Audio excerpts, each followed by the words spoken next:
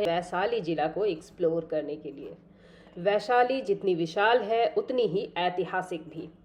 जहां तक इस जिले के निर्माण की बात है, 12 अक्टूबर 1972 को जिला अस्तित्व में आया, जब तिरहुत प्रमंडल से काटकर इसे एक नए जिला की उपाधि दी गई।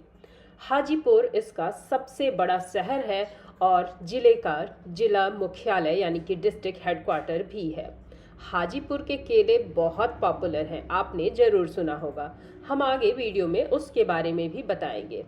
वैशाली प्राचीन है और इसका नाम महान इक्ष्वाकु वंश के संस्थापक राजा के पुत्र राजा विशाल के नाम पर है। वैशाली अपने काल में विशाल लिच्छवी गणराज्य की राजधानी रहा है और उस समय वह आज के आधुनिक मेट्रोपॉलिटन सिटीज की तरह ही महानगर हुआ करता था। मगध साम्राज्य के प्रतापी नागवंशी राजा शिशुनाग ने भी अपनी राजधानी पाटलिपुत्र से वैशाली शिफ्ट किया था। अभी भी वैशाली जिले में हिंदू आबादी तकरीबन 90% तक है। वैसे वर्तमान में वैशाली की कुल जनसंख्या लगभग 28 लाख है और क्षेत्रफल 2036 वर्ग किलोमीटर है। अगर आप नक्शे पर इसे देखेंगे तो इसके उत्तर में मुजफ्फरपुर जिला, दक्षिण में बिहार की राजधानी पटना जिला, पूर्व में समस्तीपुर जिला और पश्चिम में बिहार का ही सारण जिला लगता है। वैशाली का प्राचीन या पुराना नाम पाली है। आप वैशाली कैसे पहुंच सकते हैं, सबसे पहले ये जान लें। हमने पटना से वैशाली तक का रास्ता सड़क मार्ग से तय किया, इसलिए आपको सबसे पहले सड़क मार्ग की बात बताते हैं। पटना समेत यह उत्तर बिहार के सभी प्रमुख शहरों से अच्छी तरीके से जुड़ा हुआ है। राज्य सरकार की बसें चलती हैं। इसके अलावा आप निजी वाहन से भी यहाँ आ सकते हैं। वैसे भी हाजीपुर, मुजफ्फरपुर जैसी जगहों से भारी संख्या में रोजाना यहाँ पर्यटक निजी वाहन से आते हैं। NH 77 और NH 322 इस जिले से होकर गुजरता है।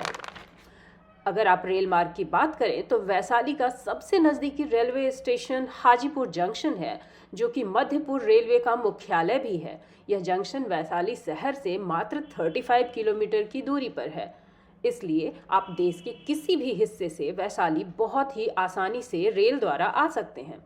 अगर आप हवाई जहाज़ से सफ़र कर रहे हैं तो वैशाली का सबसे नज़दीकी हवाई अड्डा पटना में है। इसके अलावा गया में भी इंटरनेशनल एयरपोर्ट्स है, जहां दुनिया के तमाम देशों से हवाई जहाज़ की सुविधा रोज़ाना उपलब्ध है। वैसे तो वैशाली आने के लिए आपके पास कई वजहें हो सकती हैं। अगर आप इतिहास में दिलचस्पी रखते हैं तो वैशाली तो आप आएंगे ही, पर नए साल का मौसम है, पिकनिक मनाना होता है, दोस्तों के साथ आउटिंग करनी होती है। आप बिहार से हैं तो वैशाली आपके लिए सबसे बढ़िया जगह है। यहाँ घूमने के लिए, देखने के लिए आपको कई चीज़ें मिल जाएंगी। एक एक करके मैं आपको उनके बारे में बताऊंगी और दिखाऊंगी। राजा विशाल का गढ़, यह वास्तव में एक छोटा सा टीला है जिसकी परिधि लगभग 1 किलोमीटर ही है, पर इसके चारों तरफ 2 मीटर ऊंची दीवार है और उसके चारों तरफ 43 मीटर चौड़ी एक खाई है। यह दरअसल एक प्राचीनतम संसद है जो आपको आपके इतिहास के बारे में बताती है कि वर्ल्ड की ओल्डेस्ट डेमोक्रेसी यानी संसार का सबसे पुराना प्रजातंत्र इसी देश में है। इस संसद में 7,777 संघीय सदस्य इकट्ठा होकर समस्याओं को सुनते थे और उस पर बहस भी करते थे। यह भवन आज भी पर्यटकों को भारत की लोकतांत्रिक प्रथा की याद दिलाता है। प्रजातंत्र हमने किसी दूसरे देश से नहीं सीखा, बल्कि दुनिया को सिखाया है। आपको वैशाली का शांति स्तूप भी जरूर देखना चाहिए, जिसे बुद्धा स्तूप या बुद्धा स्तूप फर्स्ट एंड सेकंड के नाम से भी जाना जाता है। अच्छी बात यह है कि राज्य सरकार ने यहाँ कोई एंट्री फी नहीं रखा है। भगवान बुद्ध के अंतिम अवशेष यहाँ इस स्तूप में आज भी हैं। यह विश्व के उन 8 स्तूपों में से एक है जिसमें भगवान बुद्ध के अवशेष हैं, इसीलिए बौद्ध लोगों के लिए यह बहुत ज़्यादा महत्व रखता है। अगर आपकी इतिहास में या बौद्ध धर्म में कोई रुचि नहीं है तो भी यह आपके लिए बढ़िया जगह है, क्योंकि यह देखने में बहुत ही खूबसूरत है। इसे हरियाली से सजाया गया है, फूलों का रंग इसे दिया गया है। तकरीबन 1 किलोमीटर का जो आसपास का एरिया है उसे बहुत खूबसूरत फूलों से सजाया गया है। बैठने के लिए बहुत सारी बेंचेस लगाई गई हैं, जगह साफ सुथरी है और पास में ही एक म्यूज़ियम है जो आपको ज़रूर विज़िट करना चाहिए।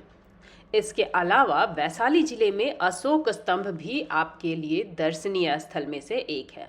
सम्राट अशोक ने वैशाली में हुए महात्मा बुद्ध के अंतिम उपदेश की याद में नगर के पास एक स्तंभ की स्थापना की थी, जो पर्यटकों के बीच काफी लोकप्रिय है।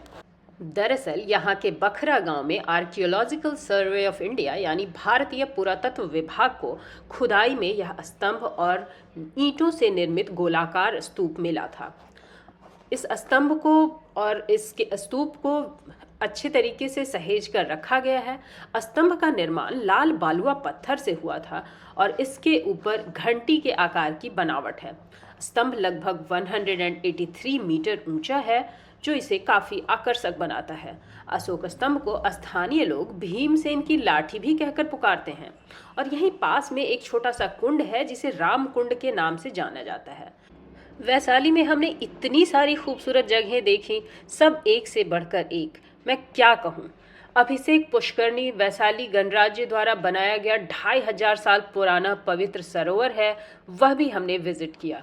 ऐसा माना जाता है कि इस गणराज्य में जब कोई नया शासक निर्वाचित होता था तो उनकी यहीं पर अभिषेक उनका कराया जाता था। इस सरोवर के जल को पवित्र माना जाता है। अभिषेक पुष्करणी के पास ही विश्व शांति स्तूप बना हुआ है, जिसे जापान के निप्पोंजी बौद्ध समुदाय ने बनवाया था। यह शांति स्तूप गोल घुमावदार गुंबद के साथ है। इसमें अलंकृत सीढ़ियां हैं और इसके दोनों ओर सुनहरे रंग के बड़े सिंह बने हुए हैं, जैसे कि पहरेदार शांति स्तूप की रखवाली कर रहे हैं। सीढ़ियों के सामने ही ध्यान मग्न भगवान बुद्ध की स्वर्ण प्रतिमा दिखाई देती है। शांति स्तूप के चारों ओर बुद्ध की भिन्न भिन्न मुद्राओं की अत्यंत सुंदर मूर्तियां हैं, जो कि बहुत ही खूबसूरत लगती हैं। यहाँ से जाने का बिल्कुल भी दिल नहीं करता।